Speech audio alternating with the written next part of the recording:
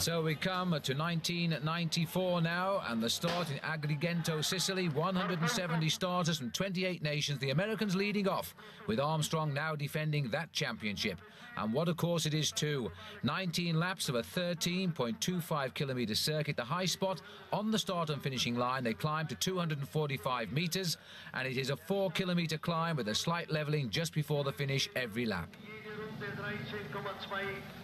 And as we watch the field roll away here on this opening lap, one rider has gone clear, and he is the young Colombian rider Raul Montana, a new professional rider. And the worst fears of the riders realised. It's already 90 degrees Fahrenheit with the temperatures tipped to reach 100. And this is Raul Montana. His lead has now gone up quite dramatically, actually. But now, as we come round to the end of lap number 10, Montana, who had a maximum lead of 4 minutes and 15 seconds, has been swept up by the field. And more or less, he came back to them. He simply cracked. And the rider going away now is his Colombian teammate here, Luis Espinosa. So he's trying to carry on what Montana has done for 110 kilometres. And 20 minutes 34 seconds. Well, the first lap was the quickest when Montana went clear so far. That was 18 minutes and 35 seconds. A very quick lap indeed. Nothing else has gone inside 19 minutes. Over 3.5 hours now, so they're reckoning another 3 hours in the saddle. 9 laps to go. And here is our first chance to see Luis Espinosa. Well, the Colombians have come here to distinguish themselves, perhaps because the world title will be in Colombia next year. But my goodness me, even if they may like the hot weather, this is severely hot today. And now we've got the Swiss rider down there being trailed by another one of the Spanish riders. The Spanish rider has been quite active today as well. And that is Fabian Jecker of Switzerland. And alongside him there is Francesco Cabello. Well, Cabello, in fact, was a winner of the stage in England of the Tour de France this year when it came down into Brighton. They're trying to get across now, but the bunch have reacted very, very quickly, and Espinosa not getting away now. Small little group getting off. 3, 6, 8 riders trying to split from the field. The first really big flurry of activity. We saw a small group break clear to try and get down, catch Montana briefly, but the field have been very, very vigilant indeed. And the stars, I think, are waiting to play the cards in the last 2 hours of this race, because it is a very exposed course, as you can see, and judging by the parched terrain here in Sicily, every indication that the sun is going to burn just as hot as it does every day. What a nice picture that is, though.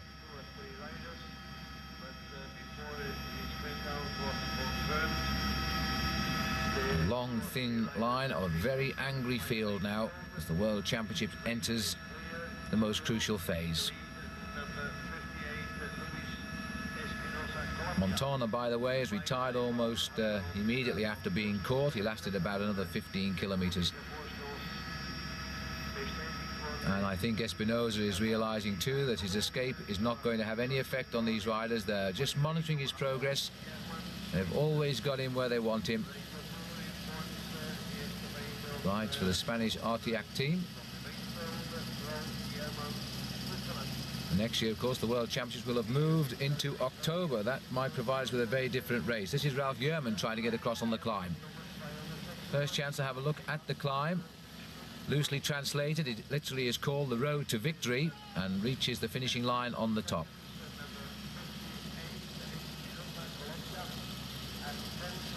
But the field have been content to keep the tempo and keep control of everybody. Pedro Delgado of Spain at the head of the field, riding his last World Championship. And Espinosa, I think, is going to have company very, very soon indeed. Ralph Yerman looking over his shoulder now. But the field are coming back together, and in fact an immediate counter-attack here. It looks like Lee Sherwin from Australia ending his first full season, but sadly rumours are not holding his contract in Europe next year. 8 laps to go now. Another quick lap, 20 minutes and 18 seconds. Now the field is all together. And now we're going to see a very different race. That looked like Richard Virenque trying to get up. Just one rider dangling off the front. I don't think it's Espinosa. I think we've just caught him. Richard Virenque now, well, what a different rider he's become this year. In fact, it is still Espinosa, so Espinosa just hanging on, well, not anymore. Swept away by a very active Richard Virenque of France. And now the Italians are putting in an appearance. This is David Cassani. And number 8 is Giovanni Farazin. Farazin also having a great season. Well, the Italians are going to want to do well here. They've waited now, but now they feel it's time for a change. They've allowed 2 Colombians to dictate this race so far, but now just look at the number of blue jerseys in that lead group. There's a slight split in the pack. Sign of tired legs as they come up towards the end of the lap.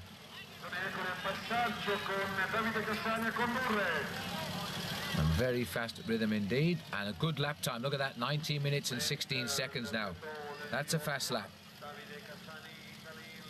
And Cassani takes them through as they complete lap number 12. 7 laps to go. 7 times 13 kilometers, and that'll bring them up to the full distance of 252 kilometers. Massimo Girotto takes a look across at who's setting the pace now. They're starting to try and work out who are the strong men as we head in towards the high afternoon sun. Temperatures now are 96 degrees Fahrenheit. And Massimo Girotto looking around, seeing who's going to help.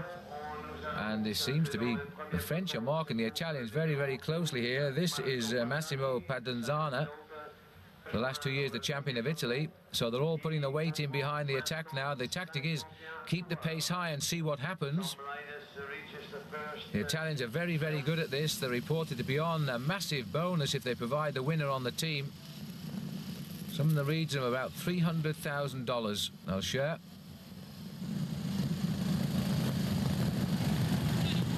Well, it's not so long ago when the Dutch dominated the world road race, the days of Jan Roos and Jerry Knetman.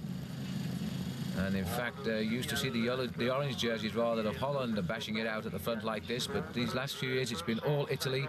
Ever since Gianni Bugno won the Milan-San Remo in a record average speed, then went on to absolutely eclipse the Tour of Italy field, which took him to the world #1 ranking position. Bugno a non-starter today, by the way. And they forced a split, the Italians. But that peloton by far from giving up, forming its traditional arrowhead as they try to hold that breakaway. Gianluca Bortolami, what an amazing turnabout his season's having. He's really now a very, very serious challenger for the World Cup after his win in the Leeds Classic and indeed 6th in San Sebastian, and also winning the Championship of Zurich. Once a great domestique, and now he's heading up to be a leader. He's in that little breakaway.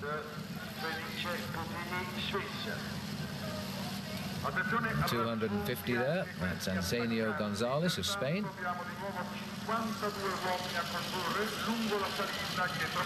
Steve Barr of Canada here, tapping out the rhythm. Robert Miller on the far side for the British team, riding for TVM, of course. An attack by Pedro Delgado, who says goodbye to world-class racing this year. Hangs up his wheels. He's been a marvellous cyclist. Winner of the Tour de France in 1988. Tour of Spain victories as well. He'll be sadly missed, Pedro Delgado, Perico, but a lot of big names are leaving the sport this year. Phil Anderson expected to retire as well from Australia. Greg LeMond seems as though he's teetering on the brink of retirement. Well, I suppose it's all right if you're a spectator, but for the riders now, this hill is becoming a real mountain. A very difficult climb indeed.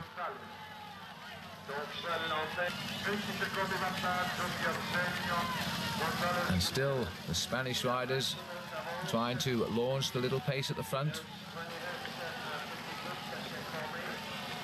And this rider up here now is still Gonzalez. In fact, he swapped places with Delgado. Delgado went back into the field. Gonzalez is holding his own at the front now.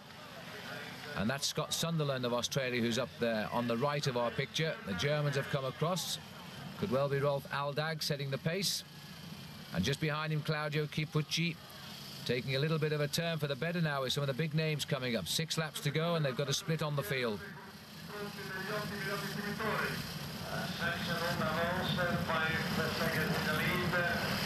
Now, that small little group. Again, it's been forced on the climb. This is Gonzalez. The Spanish have been very active today. The Spanish speakers, indeed. Let's not forget Colombia. Now, Gonzalez will be very pleased if he takes a look over his shoulder, because he can't expect to win the world title on a break at this stage on his own. But if he can get this group across to him, then it might be a different championship. That's why he's looking over, seeing what's coming, and that group is coming up.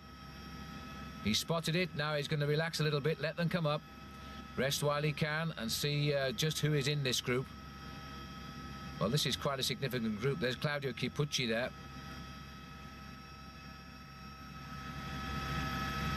Ralph Aldag is here. Scott Sunderland, vastly underrated rider. Very, very upset that TVM didn't name him in the Tour de France team this year. And I think with some reason, but then unfortunately he's Australian and not Dutch.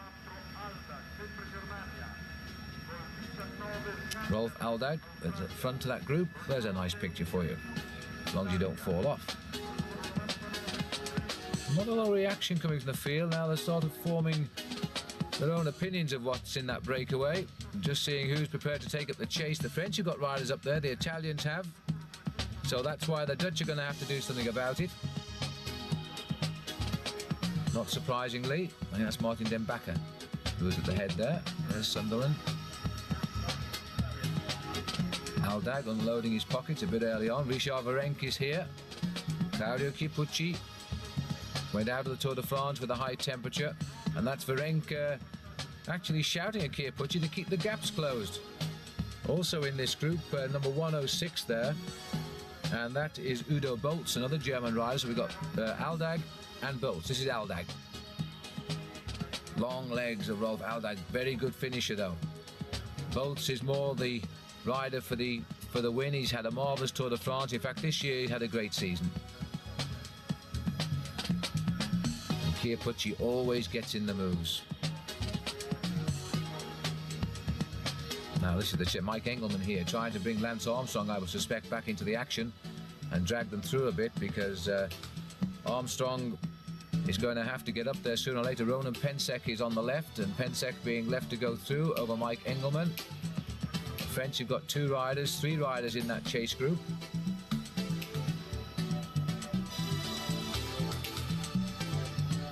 And the benefit of the helicopter, seeing that this group is getting away a little bit now. Udo Bolz, Richard Virenque, Scott Sunderland. And that's rather a cruel picture for the riders in these conditions, I would suggest.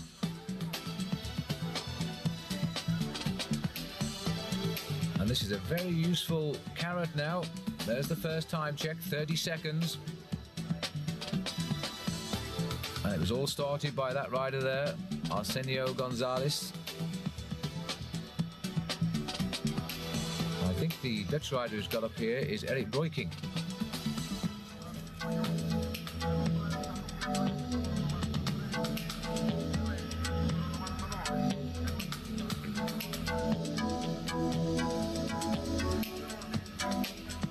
Gonzalez there on the wheel of Aldag. And now, is there going to be some reaction here? That was, I think it was Vyacheslav Bobrik who was waving his arms around. And this is a chase behind, I think, one or two riders in the pack. They've had a crash here, and one of the fallers has been Bortolami, and I think the other one was Farazin. And so that's who they are, trying to get back into the action. They've been left behind a little bit, but they're coming through well. That's Bortolami, and the other rider is Gianni Farazin. So these two riders back through the convoy, trying to rejoin the field as fast as they can. Well, they were almost at the head of affairs when they went down, but they were off our camera. We never saw them go. We charge now through the Valley of the Temples. The steepest point comes in the last kilometre of this climb. It's around about 13%.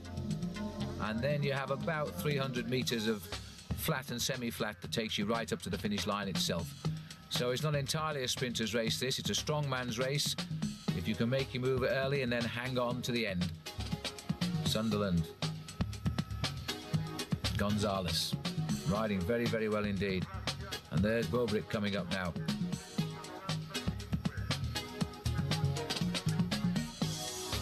Sviatoslav Bobrick. Figured first we heard of him was in the Tour du Pont, in fact the Tour de Trump in those days, 1989, as a young member of the Russian, or the Soviet team as it was then. He led the race for a while before he met his, he got cooked in the Devil's Kitchen, I seem to remember, in the Catskill Mountains. And Raul Alcala went on to the victory. Raul Alcala, one of the noted non-starters today, and that's another rider who'll be hanging up his wheels at the end of this season. Another personality gone from the field. Here's Bobrick. Great friend of Evgeny Berzan. They moved together when they turned pro, and of course Berzan this year has won in great style the Tour of Italy, but since then has not really had the form.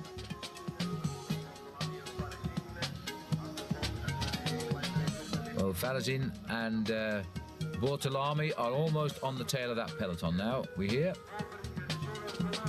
And we're on the climb itself. And this is Bobrick. Well, the peloton are right up behind that breakaway now, rather sadly, because they've picked up all the lead cars. Martin Brun there from Holland, the chief commissaire, trying to get things sorted out and get all these motorbikes out of the way, because they're going to close in very rapidly now. We're going to see a regrouping here, I think. Now, this is the head of affairs at the front. And this rider here looks like Peter Ugramov.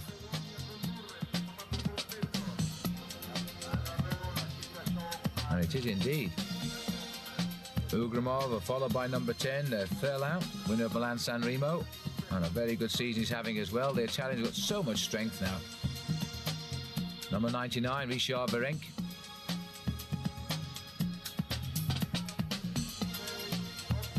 So there's been a general regrouping on the climb, but it's already cracking again as we approach the 5-hour mark. Scott Sunderland still there at the head, keeping the tempo nice at 5 laps to go. 19:27, that's a very quick lap.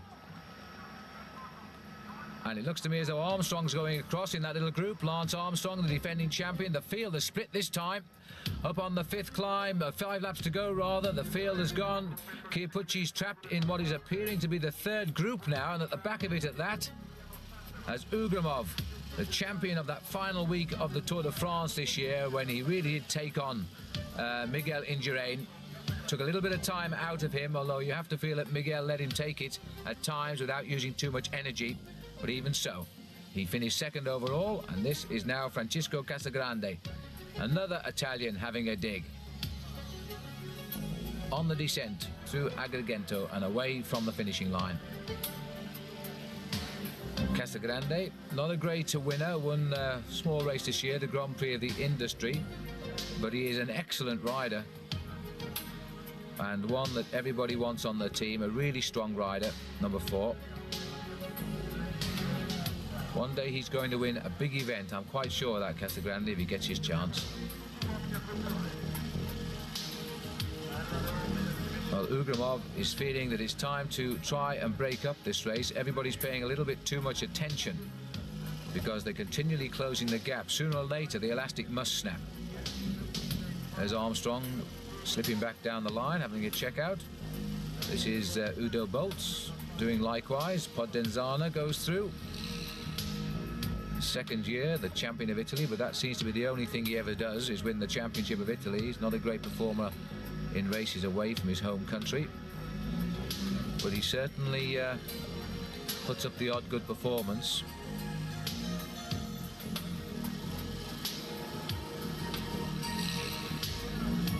Richard Virenque, Claudio Chiappucci, and that was a quick shot of Dmitry Konishev.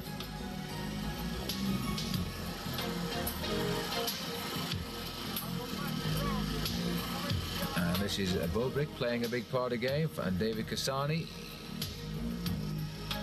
Cassani is one of those solid riders. I remember him leading in the King of the Mountains in the Tour de France a couple of years back, and he was laughing because he doesn't see himself as a climber, but he is certainly a very aggressive rider. Been a pro since 1982, I think. It's 12 years as a professional.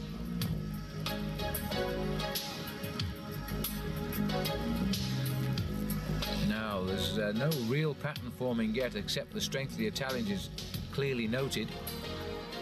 And Richard Varenka, France, consistently up in the moves as well. And there's the chance to see Armstrong now. Eric Roykink goes through as well. Piotr Ugramov. Now, any one of these names would be worthy of a world championship. And there's Bjorn Ries from Denmark, also up here now. Laurent Madois. Maurizio Fondriest. Now, these riders have all come. Fondriest has refound his form after his operation at the start of the season, which kept him out of the Tour de France and Tour of Italy. He made his comeback in the Tour of Great Britain, and in fact he won that race, having won in the opening time trial. He scored again during the race in the next time trial, ran out the winner, and since then has been back on form. Whether he'll have the legs to go the distance, though. André Schmil, 271, World Cup leader, has won Paris-Roubaix this year. But he's struggling a bit in the World Cup now. I don't think he's going to make it. Well, it looks to be about 25 riders forming at the front. Another Italian up there is Bruno Cenghialta. This is the champion of Switzerland now, Felice Pettini. Not a big rider, but he's picked up the championship, and in fact he finished 17th in the World Championships last year.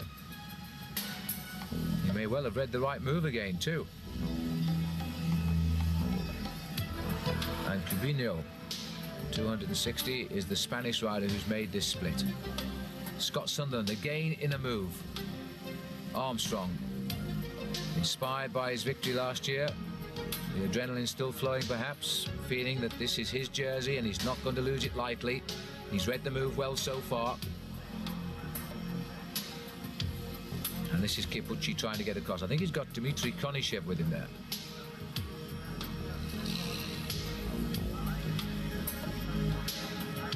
The rider's using the only slope on the course to repair or make good whatever they've got, gains or losses. Now just look at the boys in blue here, the Italians. Number 12 is Pantani, Marco Pantani, the find of the year. One of the nicest climbers I've ever seen in action, and his second and third places in the two big tours. This course really should suit him. It finishes on top of the hill.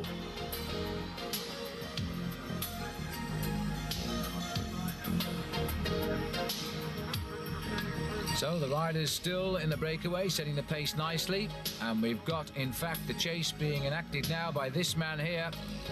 And in fact Claudio Chiappucci has got Stefan Erlo of France going across with him. And look at the power as he goes up this climb. He's got the big ring on and he's trying very, very hard to close this gap quickly before that breakaway goes clear. Erlo is not going to help him because he knows he has a teammate up there, but so too does Chiappucci, who doesn't seem concerned about that fact. He's getting himself across. He won't see Erlo as a long-term danger man, I don't think, so he may feel it's worth the gamble. And there's another rider there in absolute no man's land as well.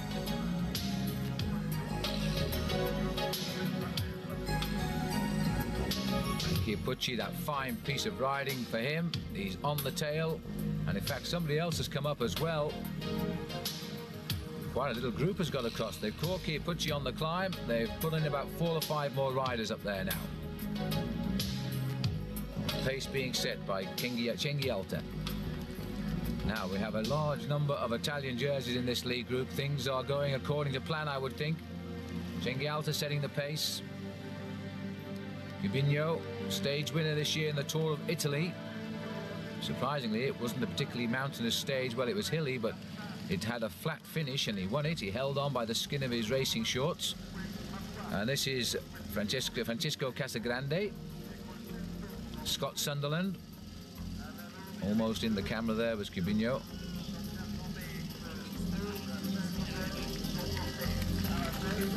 And so the riders now looking to me as though they're starting to build themselves a little lead. There should be a lot of concern in the main field. The Germans have put a lot of riders up in the front of that chase. Here's Casagrande.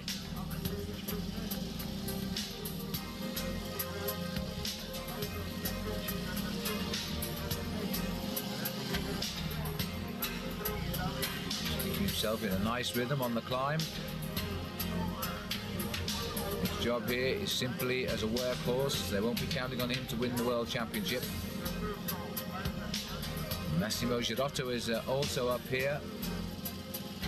That's an interesting name. I've never spoken to Girotto. I've seen him race just about everywhere in the world, and he's always done a performance sooner or later.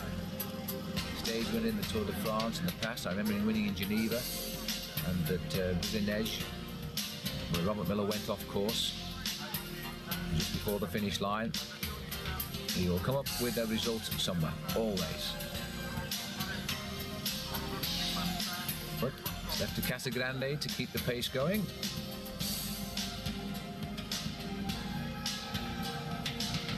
Tenth this year in the Championship of Zurich. He was second overall in the Tour of the Mining Valleys. And Girotto, time for a shower. And time to do a bit of work, it seems. And there's still one more Italian rider here. He's still trying to get across. I haven't actually identified him, but he's down there and he's trying desperately to reach across the group. But it looks as though it might be, from what the commentator is saying, Gianni Farazin, who's trying to get across.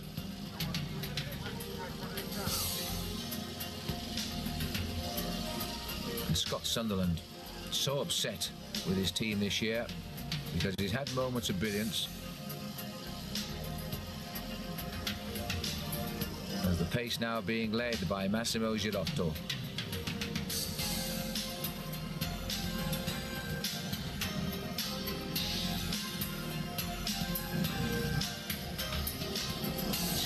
Bjorn Ries, number 73.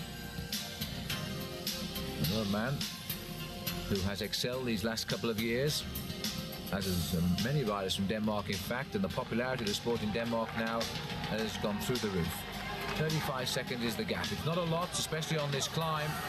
Girotto continues his pace, stage winner this year in the Giro d'Italia. And in fact, he won the Tour of the Mining Valleys, which Casagrande was second in. And that was his first stage victory, by the way, in 12 years of cycling for Girotto, Massimo Girotto. Now, Bjorn Ries comes through on, wants to see the finish. Eric Breukink coming up the climb here, too. No, it's not Breukink, it's Eric Decker, that. This is the second group up on the climb.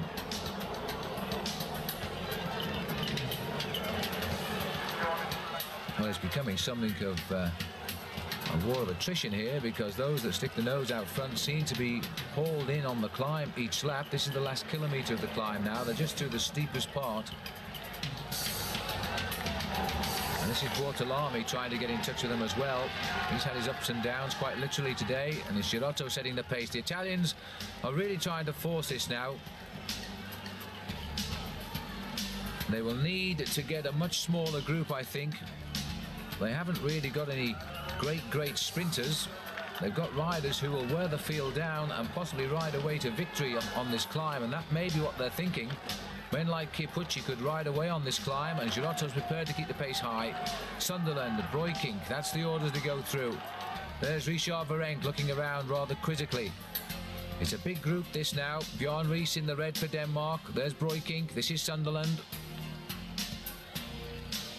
And Girotto has done a sterling ride up this climb. He really has. He's kept the pace so high. He's got a group of around 24 riders here. Coming through to the end of the lap. 5 hours and 13 minutes in the lead. Or rather, the race has gone for 5 hours and 13 minutes. And they're left now with 4 laps to go.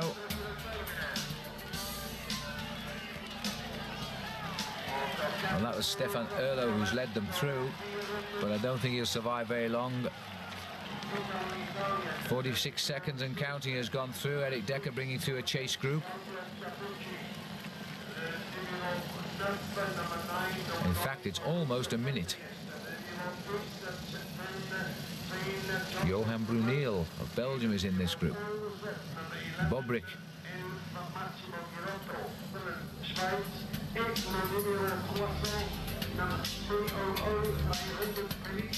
And in fact, Erlo is trying to make the best of his escape towards the top of that climb. He's really going hard here.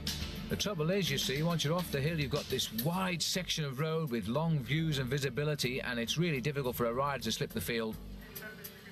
Erlo, and they're trying to finish him off very, very quickly. Well, the French seem to be offering the biggest challenge to the Italians as a team.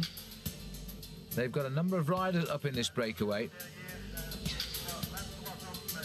How cycling fortunes switch, because the Dutch now really don't seem to be in this race at all. They've got Dekker chasing, they've got Breukink in the group, and Breukink needs a good performance because the rumours are he's losing his contract with Once, the Spanish team. He hasn't turned out to be the big winner, which they paid the big money for.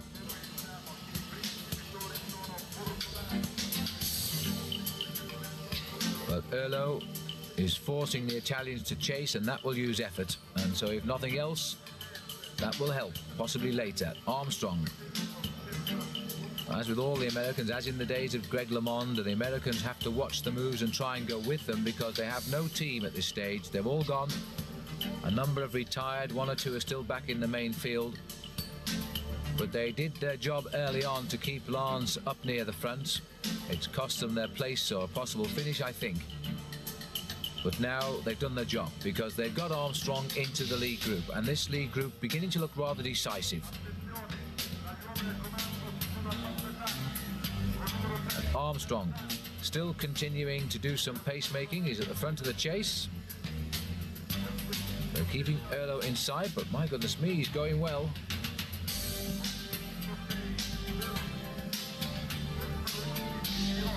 Rides alongside Miguel Indurain on the Benesto squad. Indurain has always had a little bit of a penchant for employing French riders on his team. He speaks a little bit of French himself. He prefers to speak in Spanish, but he does speak French.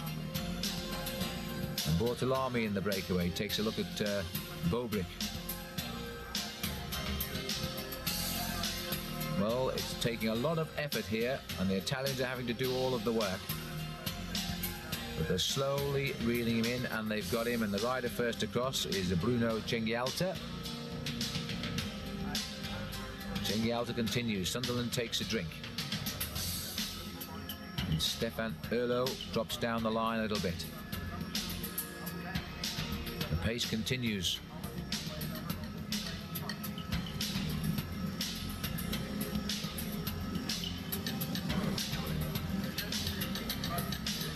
The Italians, you see, want to keep the pace high. Casagrande is going back to give the leaders a workout there.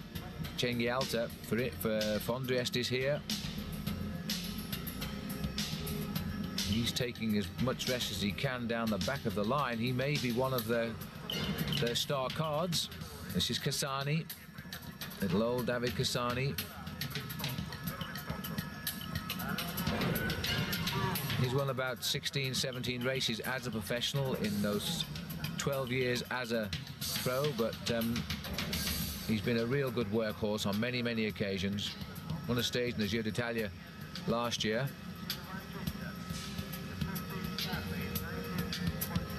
A little bit of repair on the move.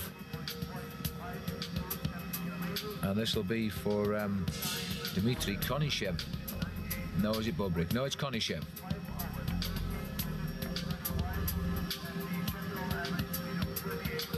Dmitry Konishev, who started to fly the flag for Russia and the Soviet Union when they turned professional. And he did it, of course, in the year that Greg LeMond picked up the gold medal, and Konishev just pipped Sean Kelly. And Sean Kelly always rues that day in 1989 in Chambéry because he feels that was the one chance he had of a world championship, because Kelly too is out of the sport at the end of this year and didn't start this race, by the way. And the gap is 1:38. A nice healthy start to the day. There's the champion of Switzerland, Puttini. This is Johan Brunel. He's in the chase group, and Dekker. But just to conclude that little story there about Kelly, Kelly will always tell you he went out to see the course finish in Chambéry the day before. The wind was in a different direction, and he in fact chose to use a 13 top gear because he felt it would be a headwind sprint, and in fact the wind changed. It was a tailwind and it was a suitable sprint for a 12 top gear, and he was beaten by Greg LeMond. He never says that he would have beaten Greg LeMond to that World Championship, but he says he would have had a better chance of doing so. But he does feel that was the one time when the championship was there for the taking and he never got it. And Konishev came through good there. Konishev taking silver, and since then has won the stage in the Tour de France in Paris, apart from other stages as well. Comes up with the odd good performance. Now he's in this breakaway.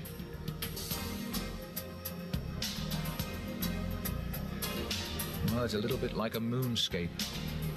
As the riders are on the climb again, the Italians are continuing to set the pace. Nobody willing to help them. They know the pressure on the Italians. They know they've got to do a performance in their own country. But Tifosi will not be pleased if they don't win. And so the others aren't going to help them too much. Number 95 here is Laurent Madois. And it's a good ride by Laurent.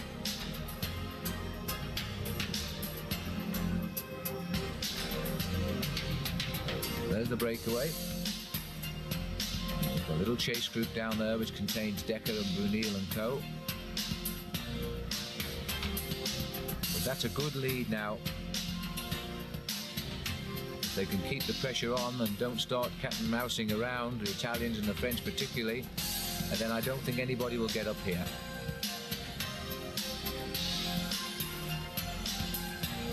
Francisco Casagrande looking quite casual on the climb. Laurent Madois just behind him. Castorama rider Cyril Guimard has a lot of time for Madois. He reckons he's a real talent. And the French marking well. Richard Virenque is also in this breakaway, and he's just behind Casagrande. There he is.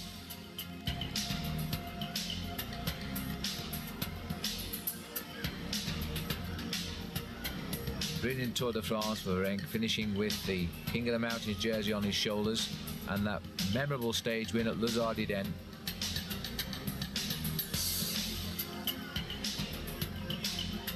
Well, I can only imagine Casagrande is a throwaway card and he's sent up here to set the pace, and Armstrong does well just to ride in fourth place. Keep an eye on things. Udo Boltz goes through there.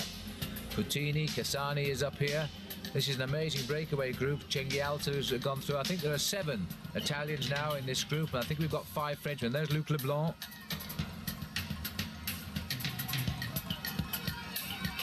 Who rode so well to win the stage to Hautecam in the Tour de France, when he was the only man to hold on to the fiery wheels of Miguel Indurain on that climb in the Pyrenees, and then he rode away from Miguel in the last few meters. Girotto, Chipucci. So Chipucci and Fondriest are probably the key cards for Italy.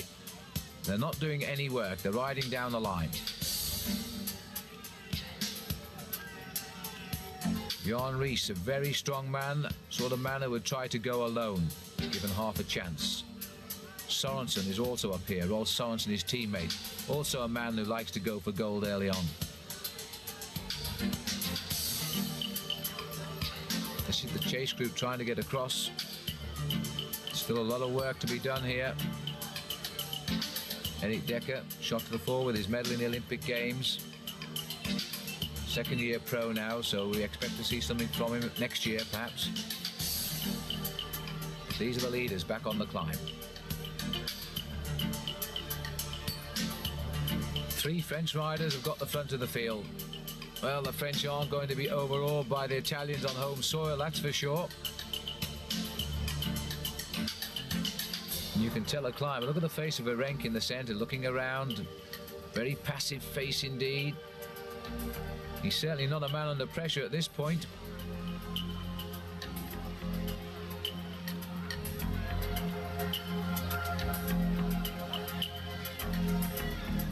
Stéphane Hurlot has had a very, very good championship for France. Hurlot.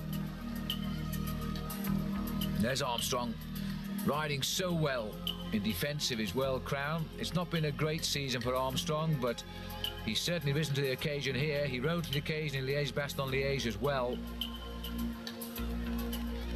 where with a little bit more luck he would have won. But Armstrong going to have to now think of bigger fish to fry here in the World Championship. He finally got home in second place in Liège-Bastogne-Liège, outwitted by a late attack.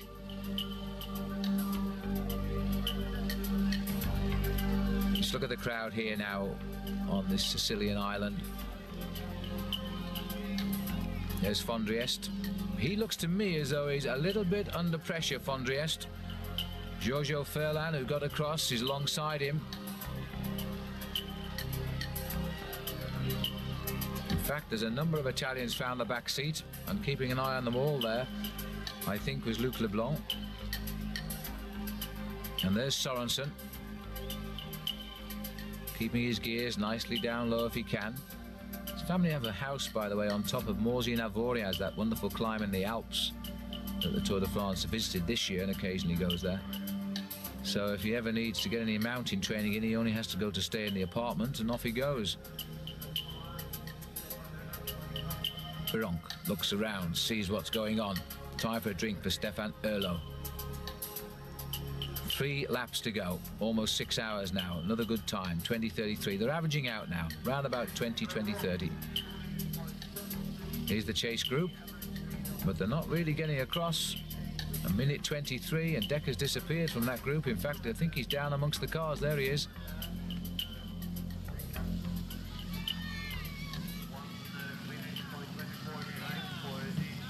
I really can't see this group being brought back. Girotto sitting on the wheel of Casagrande. Eric Breukink. And number 95 is Laurent Madois.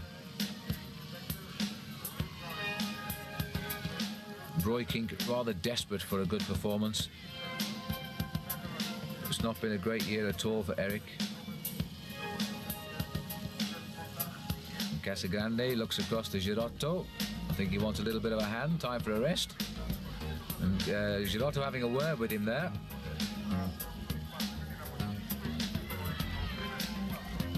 Now, it's not often we get a chance to fly above one of our own helicopters, but there we are. The other helicopter almost at road level, with a very disjointed group down there.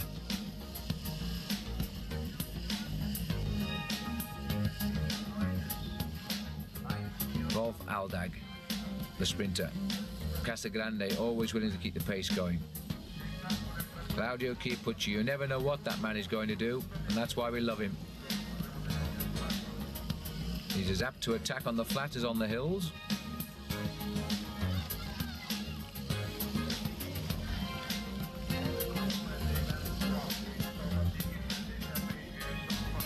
Casagrande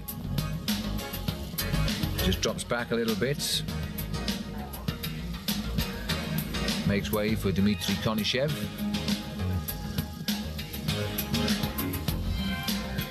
Always should be concerned about Konishev, but there are some really good names in this breakaway now, and because the Italians are so well represented and the French, every reason why the rest of the race may not get back up.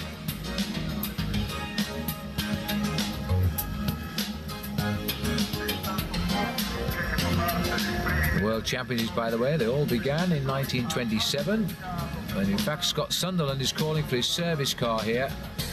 Well, let's hope I don't see his tyres going down, so it may just be for a chat.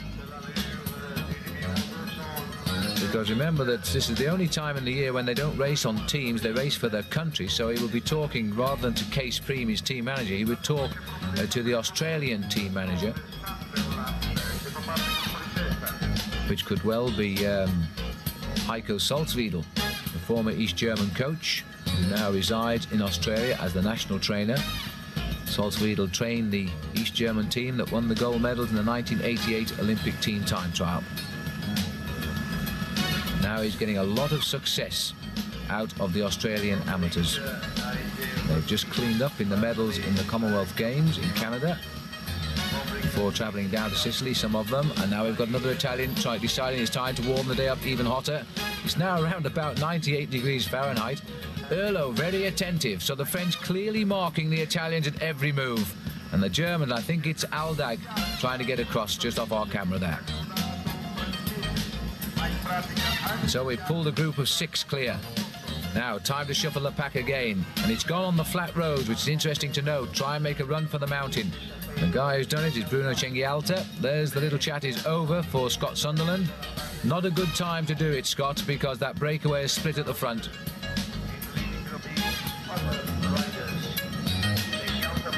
Armstrong riding 4 or 5 men down, just watching the moves. That's all he can do at this stage. He's nobody here to help him.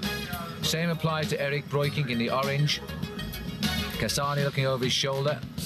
And Rolf Sorensen seems to be shouting back at his team car or the commissaire or something.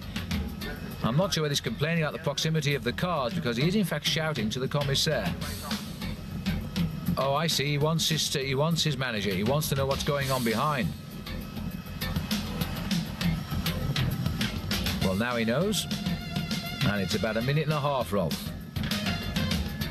Bjorn Ries at the front, followed by Aldag. Girotto.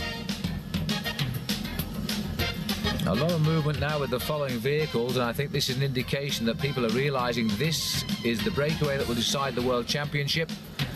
And the Italians are the ones who are saying, well, if it is, we're going to win it. An attack immediately by Cenghialta.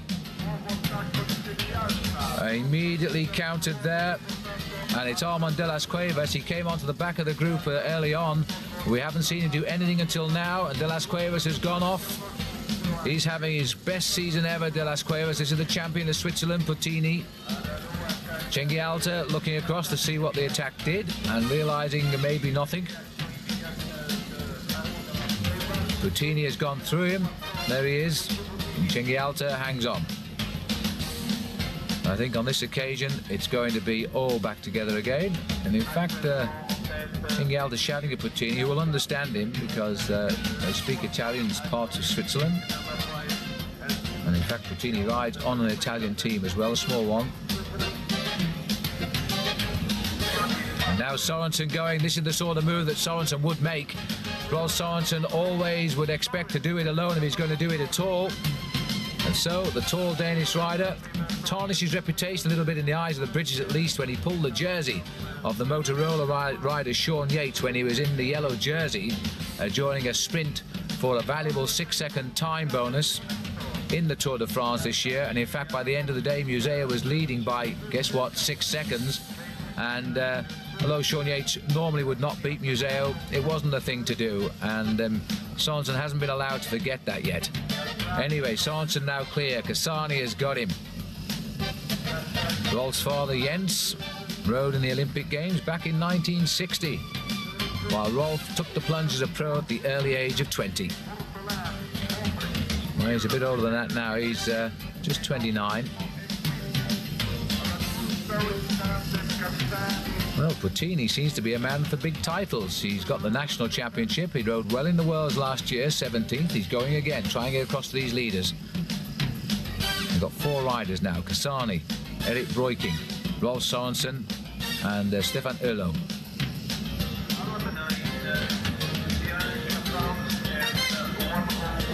Nice group, and you see Breukink is also what they call a stayer, a rider that can go out there. Is saw in Sorensen the sort of man he would like to go with, and immediately marked Sorensen and went. This is Puttini. Cassani sitting at the back, and I don't think he'll help the company here. Cassani's not meant to be up here other than as a policeman to watch the breakaway. And there's the great little Swiss rider, Puttini. No wins at all this year.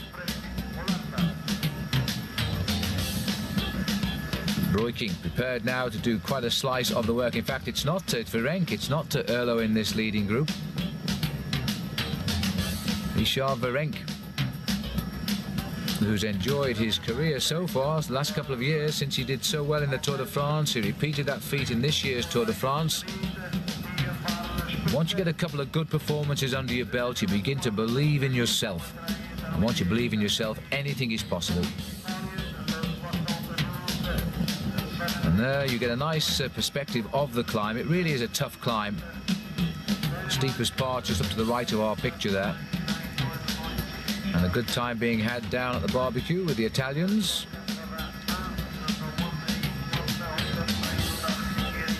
There's the rest of the breakaway. The main field is dropping out of it now and falling right behind, 3 minutes down.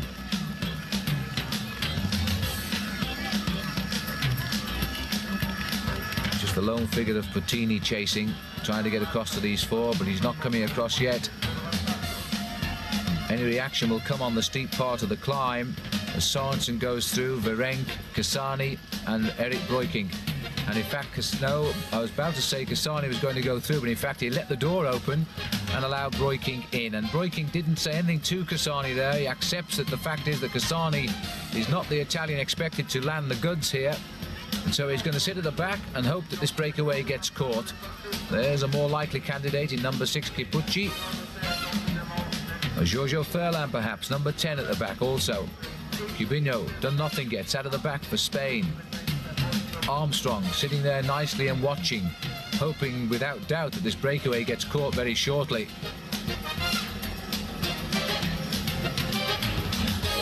Lance Armstrong, second in the Tour du Pont again in America this year. Beaten by another man from Word Perfect, but it wasn't Raul Alcala this time, it was in fact Vyacheslav Yekimov.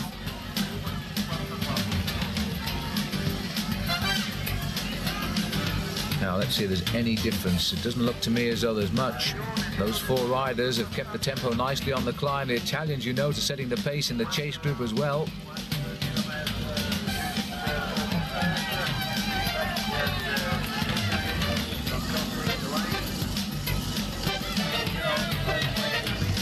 And around about 20-22 riders in this group. Sorensen, it looks as though he's got a few air holes in his jersey there. Cassani just allowing Rolf to do the gap closing. Good stage win for Rolf in the Tour de France this year. The only trouble was he beat Neil Stevens, who I think everybody would have liked to have seen finally get a stage win in the big Tour, because he's always been an aggressive rider, but he rarely gets a victory. But Steve was no match for Sorensen in the sprint at Montpellier. The motorbike taking the corner the riders should have had just there. And Sorensen goes through, Breukink, and now we've got Puttini latched on at the back. He's got across, and a fine piece of riding too. It took him a while, but the effort was worth it. Now we've got 5. Now we've got 5, and in fact the Italians are going to be in a little bit of a quandary here, because Cassani will not win from that group. Breukink, Sorensen, Virenque must be seen as the riders who could do something here. But Cassani is a super little rider, dancing away on the pedals there, second from the back. Puccini still trying to get his breath back. First year as a pro, Cassani rode the Giro d'Italia, finished 40th overall, but he didn't win a race until his second year as a pro. In fact, in his first 5 years as a professional, he won only 2 races. He's had the last couple of years been good to him though. Best season 91, when he won 7 times, including a stage in the Giro and finishing 9th in the World Championship.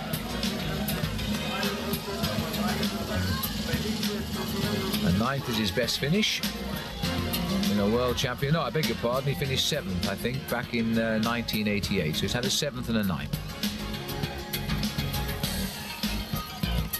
Virenque loves the climbs now. After all, if you say you've won the King of the Mountains in the Tour de France, you will believe you are a climber. And although this is a very different hill to the High Pyrenees or High Alps, it calls for a very different type of effort. Virenque is an explosive climber. Doesn't just sit there and bash out the rhythm, he dances out the saddle as much as possible. He wants Breukink to come through, I think. I think Eric is happy to hang on just now. Sorensen, a gap forming to Puttini. He hasn't recovered from bridging the gap on the climb. And neither's Cassani. Cassani's in big trouble now. That's why I don't see him as the man, because he can't survive on this climb. And the reaction is coming, and it's Massimo Girotto and Lance Armstrong who are going.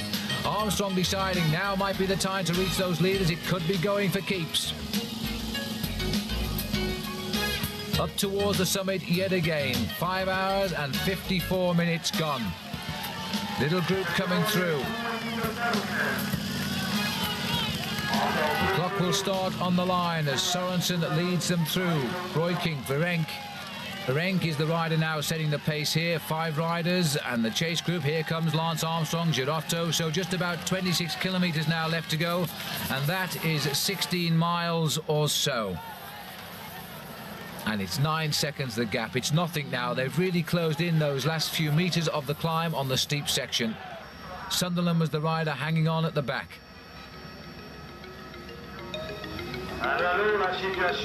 So it certainly hasn't gone yet, this breakaway, despite the work. Platini has read so far the move, but can he continue?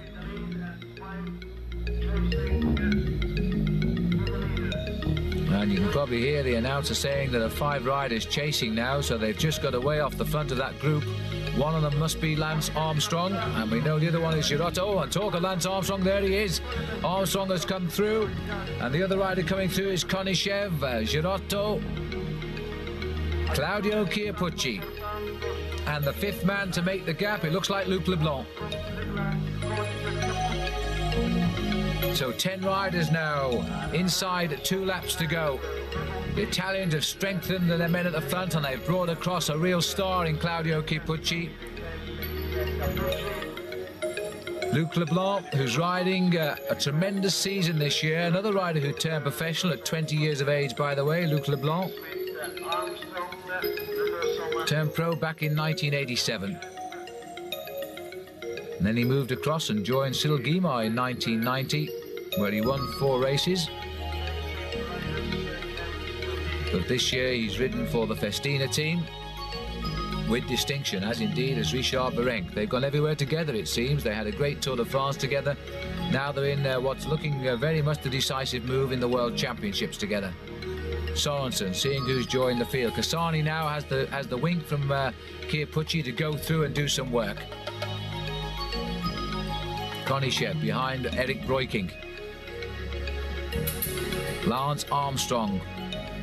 Well, he's riding a brilliant World Championships in defence of his title. He hasn't had a brilliant season, but you couldn't expect Lance to match the year he had just 1 year ago, his first full year as a pro. This is only his 2nd full year as a pro, and you've got to give him time to settle in. He's set himself such high targets, and my goodness me, he's won some big races already, of course.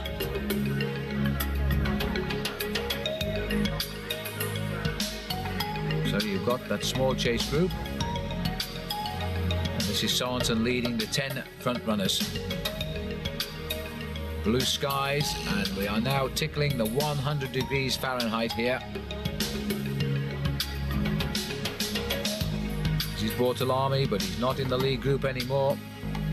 He's going to have to do something about that if he wants to continue his fine progress, but I think he'll be handicapped now because he's got his men up there.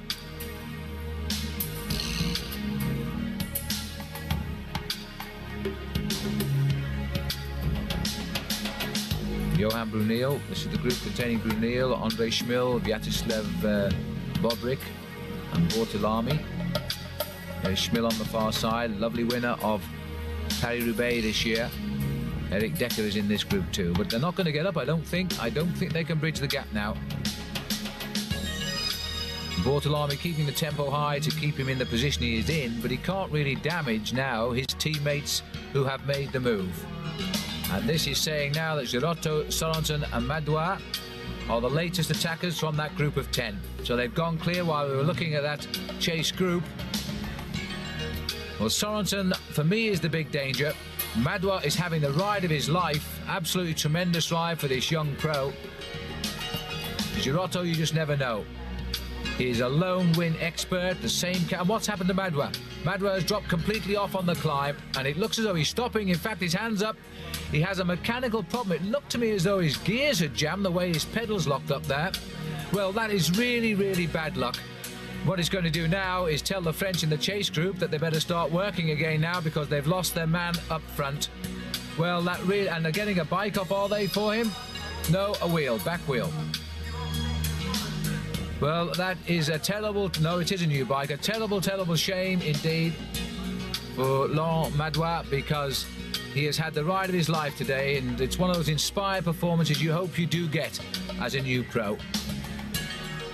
So it leaves Girotto and Rolf Sorensen As they head up the climb for the penultimate time, Bell awaits them on the summit. Girotto just giving the wink to Sorensen to keep up with him. But Girotto prepared to work with Sorensen and may have been given his head to take his chance by the team. And this is Armstrong going to go across. Lance Armstrong. He will have seen Madouas in trouble. Well, Armstrong is riding superbly today. He is going whenever he can. He shed the... Oh, well, I was about to say he'd shed the fear, but somebody's climbed across to him.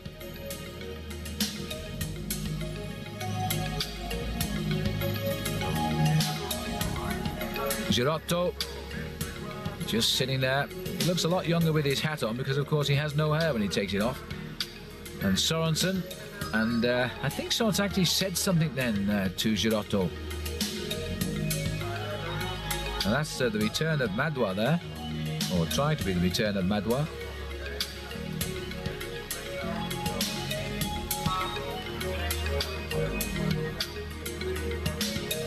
But I don't think Long is going to have a chance to repair that damage. He lost a lot of time. He was passed by the main field as well, and there's the main field now.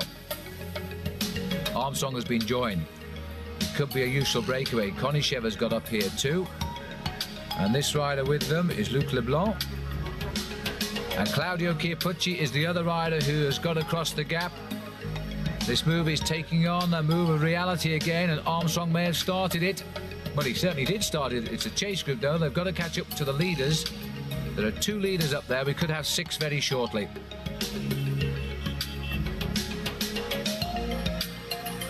Meanwhile, back down the slopes, Bortolami, Bobrick. They're really out of it now. I think our Italian cameras are only going down there to remind us where Bortolami is, but they're nowhere near the leaders now. This is the leader, Girotto. They were looking up the mountain as they were climbing. They might have even spotted these two. And another move from a Frenchman trying to get across the gap.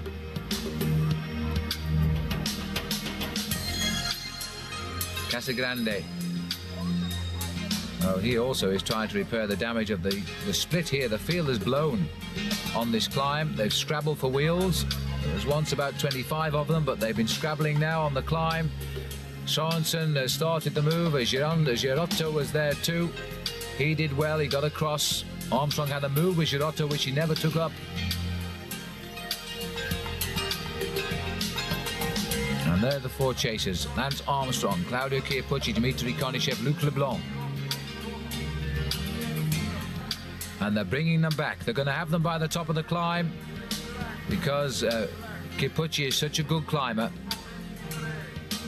And there's no fire there in Massimo Girotto. And I think Rolf Sorensen is also feeling a little bit tired because he's not going through. And Luc Leblanc is the first to reach them. A very familiar climbing pattern of Leblanc. We had plenty of chance to learn that one in the Tour de France this year. And Leblanc goes to the lead. He's reached them on his own too. He must have ridden away from that group.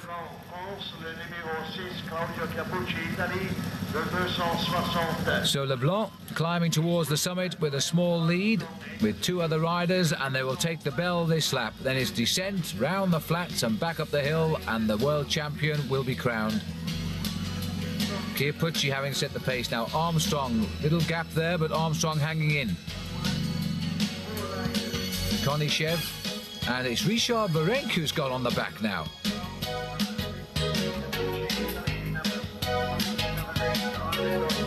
And there you can see the crowd, the graffiti, and now the leader on the road, Luc Leblanc.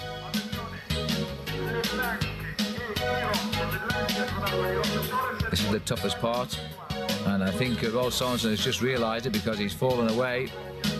And this is his teammate here, Bjorn Ries. They're now trying to get in a small group with Madouas. And in fact, the man setting the pace is Lordolino Cubino of Spain. Well, he's the best suited to the climb, and this is his big effort now. He's made the breakaway. He's now going to try and repair the damage and reach the leaders. Well, time running out. The next time up this climb, of course, it'll be for the gold medal.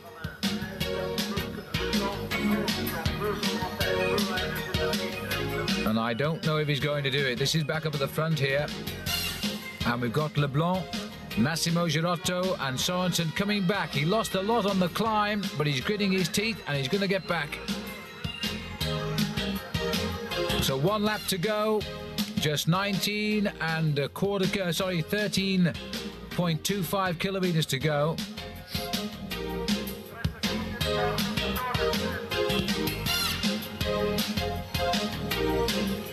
And Chiappucci not far off the pace at 15 seconds. So around about 7.5 miles still to race. The world champion now going to come from this group of round about 15 riders. And in fact, Claudio Chiappucci is starting to go again. And Armstrong gets his wheel. Brilliant riding by Lance Armstrong. And prepared to work with him as well. Now, can Lance Armstrong spring a surprise here and defend his championship and become only the 5th man in history to do so? Going through history, Georges Rons did it in 1928-29, Rick van Steenbergen of Belgium in 56-57, Rick van Looy of Belgium in 60-61, and Gianni Bugno, as we saw at the top of our programme, in 1991 and 1992. And it looks to me as though the effort made by Chiappucci has hurt him a little bit. He should recover because we go downhill now. They're the 2 leaders. 3 leaders. Sorensen's got back. Rolf Sorensen back at the front here now. I think Rolf will have to go early if he's going to try and win, because clearly he lacks the strength up that climb. And there could be a major surprise here, because Luc Leblanc climbed so well last lap. If he produces a climb like that, and they're not caught, of course, then he's going to ride to the title, and that would be a surprise. I don't think you'd have got too many takers for a French winner today amongst all these Italians. The Italians have played the cards reasonably well, but they seem to me to have banked on the winner coming from either Fondriest or Chiappucci, and Fondriest has cracked.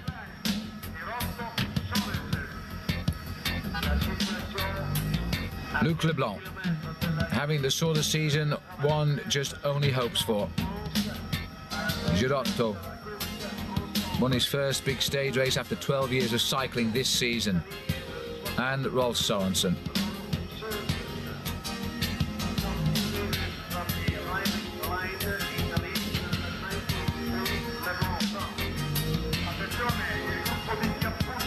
And this is the chase group, and the roads now are wide open in front of them, but they will eventually see that long straight again. They'll see the riders up there.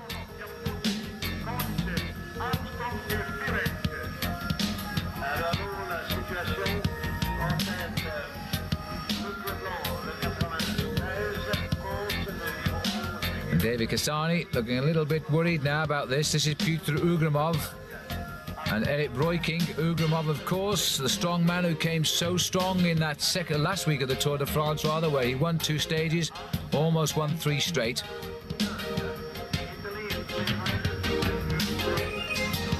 Sorensen not short of strength at all on these easier stages, but I think he's lacking it on the climb.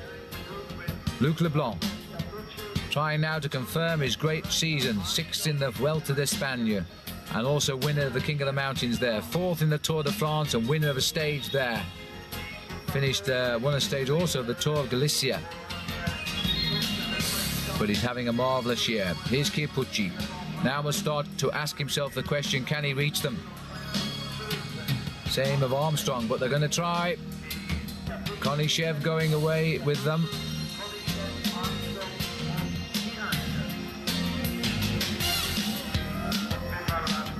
Richard Virenque at the back of this chasing group of 4 will not make any move at all now, but they're only just ahead. Look, there they are. Now surely that's a gap that Chiappucci could close. On the climb, that is. A bit more difficult on the flat for him. Konishev wants to descend to those leaders if he can. Armstrong keeping an eye on the whereabouts of the little Italian. Now, we're going to see them for a little way down this road. This is their chance, maybe, to get across. It's really difficult to stay away just here. There's nobody else descending down that hill. There are going to be 7 riders together if they can make this gap, and if they do, there'll be nobody else in this championship. It's been an extremely good race. It came alive around lap number 12 and 13, and they've been going at it ever since. And the best have survived under these really torrid conditions. Well, Chiappucci trying to get across, and yet I don't know whether he's got mixed feelings about the fact that Girotto is in there. He's making Konishev do the chasing. He would prefer to see Lance Armstrong do the chasing, because the Italians and the French have got two men up there, and one of them should win it, because Sorensen looks suspect. And I think that's why it's soft-pedaled through Chiappucci. He's making Lance Armstrong do the pace now. So Armstrong, the defending champion of the world, and flying the USA flag with pride today.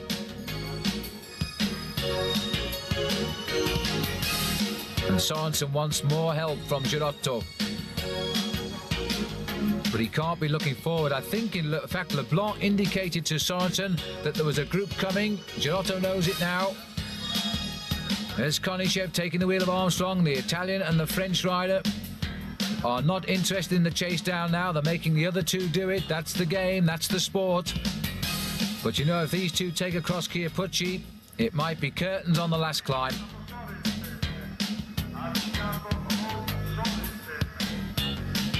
What a great pursuit this is now. Dmitry Konishev trying to reach the three leaders along with Lance Armstrong, with very little help from Virenque and Chiappucci. Virenque just hangs off the back. Chiappucci rides closer to Armstrong but doesn't assist. Armstrong left to go through. His American team fought hard in the opening half of the race to keep him in a position to springboard into a breakaway. The vast majority of that team has now retired, but they did their job. And Armstrong, it's all down to him, this great talent from the Motorola squad.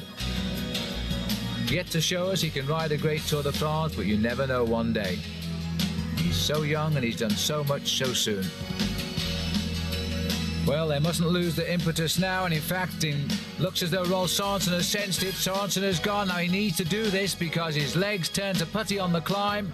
He must have a good gap, and I reckon he needs about 20 seconds when he hits that climb if he's going to hold off these two. Leblanc reacts a little bit. I think Girotto is also feeling very, very tired now. So this attack could almost have been predicted by Sorensen. It's come on the downhill, and it's over almost as quickly. And Leblanc has closed the gap. Leblanc is looking so good now.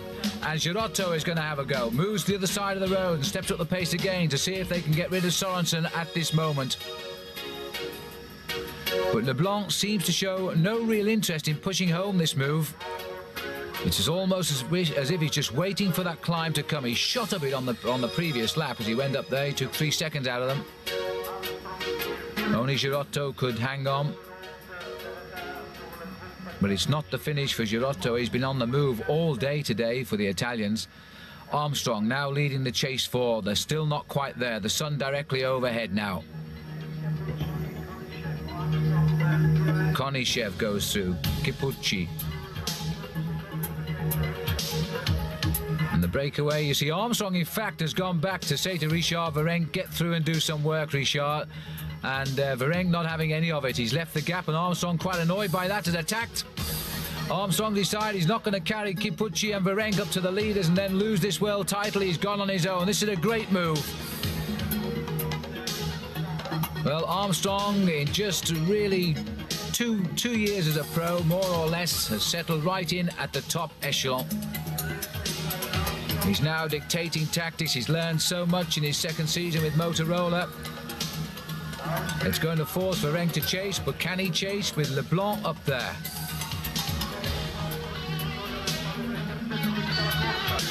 Well, it's all over. They've brought him back. They've jumped on him, but they're right on the leaders anyway. That gap has closed down dramatically. And so we're going to have 7 riders, and it's going to come in the last few kilometres of the race, and it's going to be anybody's race from these 7. What a great championship now. Girotto looks back. They all look back. They see who's come up. The defending world champion Armstrong is first to reach them. He grabs the wheel of Sorensen. Richard Virenque. So now Festina have 2 riders here. And so do France, of course. 2 from Italy, 1 from Denmark, 1 from America, 1 from Russia.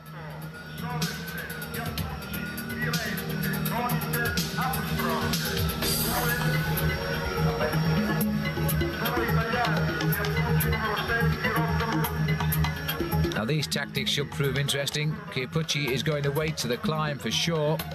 I would suspect so is Luc Leblanc. But people like Armstrong, Sorensen, Girotto, they've got to go early. They've just got to go early. I don't think Lance Armstrong can cope with those climbers over the last couple of kilometres today. It's just too steep in the final kilometre, and he won't recover in time over the top. I'm sure he would know that. Here comes the first testing attack, and it's come from Claudio Chiappucci straight away. I think it's Ferenc who's chasing him. Right at the bottom of the 4 kilometre slog to the line, Chiappucci decided to finish off as many as he can straight away. But the acceleration has stopped. So the Russian danger man moved across to catch up with Chiappucci.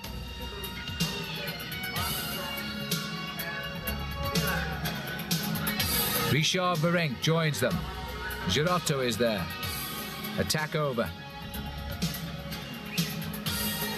Attack indeed over. Dmitry Konishev, the man of the World Championship, who's so often been at odds with the teams he's ridden for. He left TVM to join the Italian Jolly team. And now we've got Dmitry Konishev setting the pace with Claudio Chiappucci. I'm not sure whether Claudio wants to be actually in the lead now he's been caught, because if he does, he's going to have to accelerate from the front again. And he seems to have recovered all his old form after dropping out of the Tour de France with a high temperature. He didn't start, in fact, in the mountains after the stage to Les Ardidens, where he lost so much time.